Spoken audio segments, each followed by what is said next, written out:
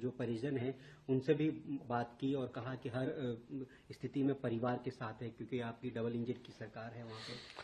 देखिए, सबसे पहले तो ये देहरादून में जो हुआ है इसका तो मुख्यमंत्री तो कदम उठा ही रहा है, पुलिस कार्रवाई सख्त होना चाहिए।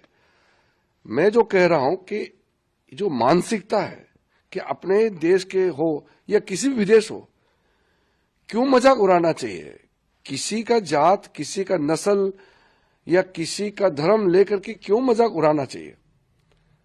तो ये तो नॉर्थ ईस्ट में हो या कहीं भी हो, बाहर से आने वालों के खिलाफ में इस तरह का मजाक उड़ाना और अटैक करना, ये तो देश के लिए बहुत ही शर्मनाक घटना है। इसलिए मैंने कहा ये सिर्फ नॉर्थ ईस्ट के लोगों को इसमें दुख होने का नहीं है, सब देश को दुख होना चाहिए। एक भी घटना देश के लिए ये दुखद घटना होता है, ये समाज के लिए कलंक है।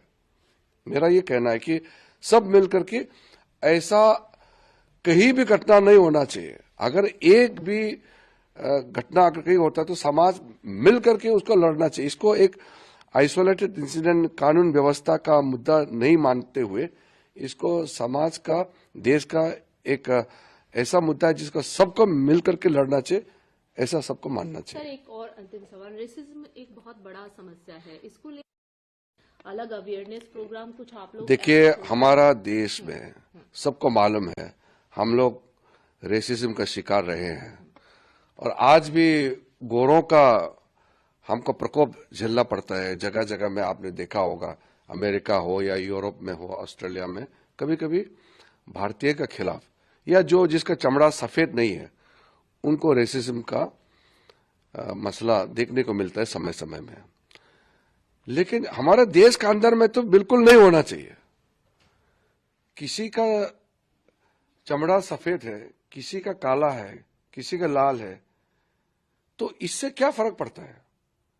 किसी को कोई नॉर्थ इंडियन दिखने में अलग है, साउथ इंडियन दिखने में अलग है, नॉर्थ ईस्ट का दिखने में थोड़ा अलग है, तो इसका बेसिस पे डिस्क्रिमिनेशन थोड़ी होना चाहिए।